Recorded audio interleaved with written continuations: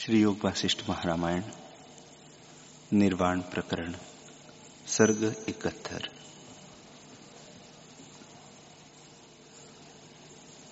श्री वशिष्ठ जी बोले, हे रामचंद्र जी,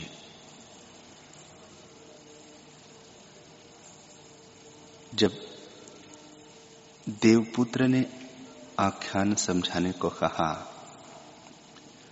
तब राजा बोला, हे देवपुत्र, यह दो आख्यान जो तुमने कहे हैं सो तुम ही जानते हो, मैं तो कुछ नहीं समझा। इससे तुम ही इन्हें समझा कर कहो। देवपुत्र ने कहा, हे राजन, तुम शास्त्र के अर्थ में तो बहुत चतुर हो और सब अर्थों के ज्ञाता हो, परंतु स्वरूप में तुम्हारी स्थिति नहीं है। इससे जो वचन मैं कहता हूं उसे बुद्धि से ग्रहण करो। हस्ती क्या है और चिंतामणि क्या है? प्रथम जो तुमने सब त्याग किया था सो चिंतामणि थी और उसके निकट प्राप्त होकर तुम सुखी हुए थे। यदि उसको तुम अपने पास रखते तो सब दुख निवृत्त हो जाते, पर मणि का तो तुमने निरादर किया। जो उसको त्यागा और कांच की मणि तब क्रिया को ग्रहण किया, इसलिए दरिद्री ही रहे। हे राजन, सर्वत्याग रूपी चिंतामणि थी और इस क्रिया का आरंभ कांच की मणि है, उसको तुमने ग्रहण किया है। इससे दरिद्रता निवृत्त नहीं होती, मनुष्य दुखी रहता है। हे राजन, सर्वत्याग तुमने नहीं किया और जो किया भी था पर कुछ शेष रह गया और वह रहकर फिर फैल गया। जैसे बड़ा बादल वायु से क्षीण हो जाता है और सूक्ष्म रह जाता है, पर पवन के लगने से फिर फैल जाता है और सूर्य को छिपा लेता है। वह बादल क्या है, सूर्य क्या है और थोड़ा रहना क्या है, यह भी सुनो। स्त्रियों और कुटुंब आदि को त्याग कर इनमें अहंकार करना ही बड़ा बादल है। वैराग्य रूपी पवन से तुमने राज्य और कुटुंब का अहंकार त्याग किया, पर देहादिक में अहंकार सूक्ष्म बादल सा रह गया था, सो वह फिर बढ़ गया। तुमने जो अनात्म में अभिमान करने की क्रिया का आरंभ किया, इससे आत्मा रूपी सूर्य जो अपना आप है वह अहंकार रूपी बादल से ढक गया और ज्ञान रूपी चिंतामणि अज्ञान रूपी कांच की मणि से छिप गई। जब ज्ञान से आत्मा को जानोगे तब आत्मा प्रकाशित होगा, अन्यथा न भासित होगा। जैसे कोई पुरुष घोड़े पर सवार होकर दौड़ता है तो उसकी वृत्ति घोड़े में होती है, वैसे ही जिस पुरुष का आत्मा में दृढ़ निश्चय होता है उसको आत्मा से भिन्न कुछ नहीं भासित होता। हे राजन, आत्मा को पाना सुगम है, जो सुख से ही मिलता है और उससे बड़े आनंद की प्राप्ति होती है। तप आदि क्रियाएं कष्ट से सिद्ध होती है, उनसे स्वरूप सुख की प्राप्ति नहीं होती। हे राजन, मैं जानता हूं कि तुम मूर्ख नहीं बल्कि शास्त्रों के ज्ञाता और बहुत चतुर हो, तथापि तुम्हें स्वरूप में स्थिति नहीं प्राप्त हुई, जैसे आकाश में पत्थर नहीं ठहरता। इससे मैं जो उपदेश करता हूं उसको ग्रहण करो तो तुम्हारे दुख निवृत्त हो जाएंगे। हे राजन, यह सबसे श्रेष्ठ ज्ञान कहा है। अब और कहता हूं, तुमने जो तप का आरंभ किया है और उसका जो फल जाना है, उस ज्ञान से यह श्रेष्ठ ज्ञान कहता हूं। इससे तुम्हारा भ्रम निवृत्त हो जाएगा। हे राजन, मैंने यह चिंतामणि का संपूर्ण तात्पर्य तुमसे कहा। अब हाथी का वृत्तांत जो आश्चर्य रूप है वह भी सुनो, जिसके समझने से अज्ञान निवृत्त हो जाएगा। मंदराचल का हाथी तो तुम हो और महावत तुम्हारा अज्ञान है। इस अज्ञान रूपी महावत ने तुमको बांधा था और तुम आकाश रूपी जंजीरों से बंधे और जंजीरें घिस जाती आशा रूपी जंजीरों से बंधे, और जंजीरें घिस जाती है पर आशा रूपी फांसी नहीं कटती। यह दिन दिन बढ़ती ही जाती है। हे राजन, आशा रूपी फांसी से तुम महादुखी थे।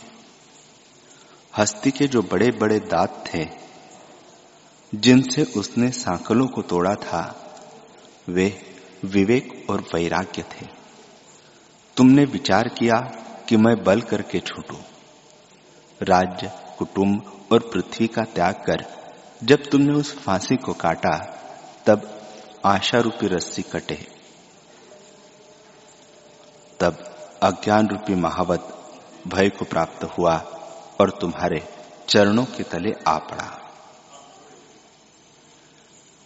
जैसे वृक्ष के ऊपर बैताल रहता है और कोई वृक्ष को काटने आता है, तब बैताल भय को प्राप्त होता है, वैसे ही तुमने वैराग्य और विवेक रूपी दांतों से आशा के फांस काटे। तब अज्ञान रूपी महावत गिरा और तुमने एक घाव लगाया परंतु मार न डाला। इससे महावत वैसे ही तुमसे भाग गया। जैसे वृक्ष पर वैताल रहता है और वृक्ष को कोई काटने लगता है, तब वैताल भाग जाता है।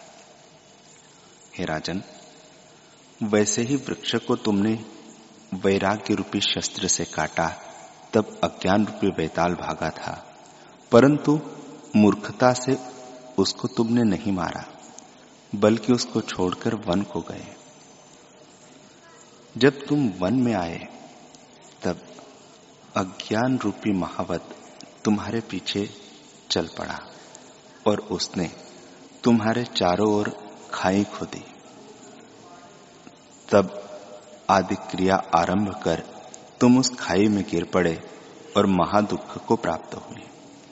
तब उसने तुम्हें जंजीरों से फिर बांधा और बंधे हुए तुम अब तक दुख पाते हो। अनात्म अभिमान से तुमने यहां तप आदि क्रियाओं का आरंभ किया है, ऐसी खाई में तुम पड़े हो। हे राजन, तुम जानकर खाई में नहीं पड़े।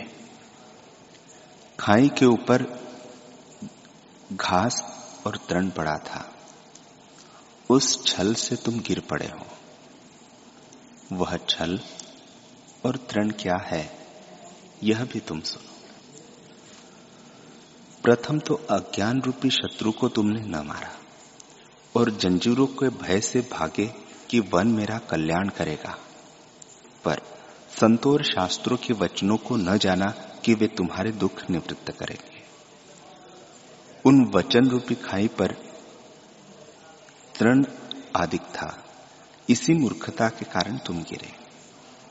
जैसे राजा बलि पाताल में छल से बांधा हुआ है, वैसे तुमने भविष्य का विचार न किया कि अज्ञान रूपी शत्रु जो रह गया है वह मेरा नाश करेगा।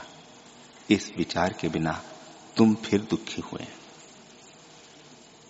सब त्याग तो किया, परंतु यह न जाना कि मैं अक्रिय हूं। इस क्रिया का आरंभ काहे को करता हूं, इसी से तुम फिर फांसी से बंधे हो। हे राजन, जो पुरुष इस फांसी से मुक्त हुआ है वही मुक्त है, और जिसका चित्त अनात्म अभिमान से बंधा है कि यह मुझे प्राप्त हो, वह उससे दुख पाता है। जिस पुरुष ने वैराग्य और विवेक रूपी दांतों से आशा रूपी जंजीर को नहीं काटा, वह कदापि सुख नहीं पाता। विवेक से वैराग्य उत्पन्न होता है और वैराग्य से विवेक होता है। विवेक सत्य के जानने और असत देहादिक को असत्य जानने को कहते हैं। जब ऐसे जाना तब असत की ओर भावना नहीं जाती, यह वैराग्य हुआ। वैराग्य से विवेक और विवेक से वैराग्य उपजाता है। इन विवेक और वैराग्य रूपी दांतों से आशा रूपी जंजीर को तोड़ो। हे राजन, यह हस्ती का वृत्तांत जो तुमसे कहा है, उस पर विचार करने से तुम्हारा मोह निवृत्त हो जाएगा। हे राजन, वह हाथी बड़ा बली था और महावत कम बली था।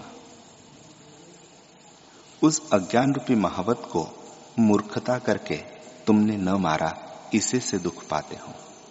अब तुम वैराग्य और विवेक रूपी दांतों से आशा रूपी फांसी को तोड़ो, तब सब दुख मिट जाएंगे। देवपुत्र बोले, हे राजन,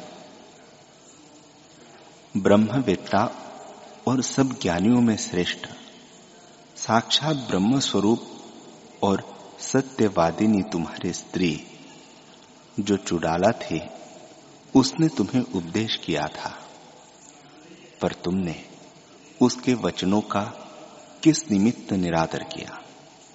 मैं तो सब जानता हूं, क्योंकि त्रिकालज्ञ हूं, तो भी तुम अपने मुख से कहो। एक तो यह मूर्खता की कि उपदेश न अंगीकार किया, और दूसरी यह मूर्खता की कि सर्वत्याग न करके फिर वन अंगीकार किया। जो सर्वत्याग करते तो सब दुख मिट जाते। जब ऐसे देवपुत्र ने कहा तब राजन ने कहा, हे देवपुत्र, मैं तो स्त्री, पृथ्वी, मंदिर, हाथी इत्यादि ऐश्वर्य और कुटुंब को त्याग किया है। आप कैसे कहते हैं कि त्याग नहीं किया? देवपुत्र ने कहा, हे राजन, तुमने क्या त्यागा है? राज्य में तुम्हारा क्या था? जैसे ऐश्वर्य आगे था वैसे ही अब भी है, और स्त्रियां भी जैसे और मनुष्य के थे वैसे ही थी। पृथ्वी, मंदिर और हस्ती जैसे आगे थे वैसे ही अब भी है। इनमें तुम्हारा क्या था जो त्याग किया? हे राजन, सर्वत्याग तुमने अब भी नहीं किया। जो तुम्हारा हो उसको तुम त्याग करो, जिससे निर्दुख पद को प्राप्त हो। इतना कहे वशिष्ठ जी बोले, हे राजन, हे रामचंद्र जी, जब इस प्रकार देवपुत्र ने कहा तब शूरवीर जो इंद्रियजित राजा था वह मन में विचारने लगा कि वह वन मेरा है और वृक्ष, फूल, फल मेरे हैं, इनका त्याग करूं। ऐसा विचार कर बोला, हे देवपुत्र, वन, वृक्ष, फूल और फल जो मेरे थे उनका भी मैंने त्याग किया। अब तो सर्व त्याग हुआ। तब देवपुत्र ने कहा, हे राजन, अब भी सर्व त्याग नहीं हुआ, क्योंकि वन, वृक्ष, फूल और फल तुमसे पहले भी थे। इनमें तुम्हारा क्या है जो तुम्हारा हो? जो तुम्हारा हो उसको त्यागो, तभी तुम सुखी होंगे।